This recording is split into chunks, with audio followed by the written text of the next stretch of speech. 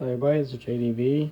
In this video, I'm going to show you how to make a fruit fly trap for fruit flies. All you need is four things. You need a jar, you need a funnel, which can be any size, like prefer this size or a little bigger.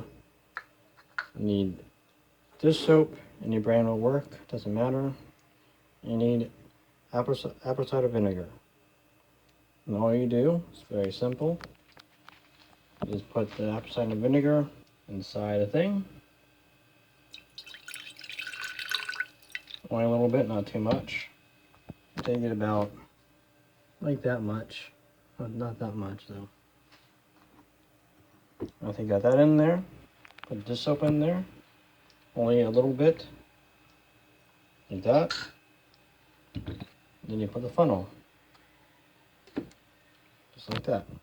Now you want to put it where the fruit flies or where they're at by any fruit. It's perfect, or by plants or anything that's like rotting. We don't know where it's coming from. It might take a couple days for it to fill up, and you get a decent amount, sometimes none, sometimes a lot. But it takes a little bit. But this is the best way to get rid of fruit flies. So hope you enjoyed this video. Thanks for watching.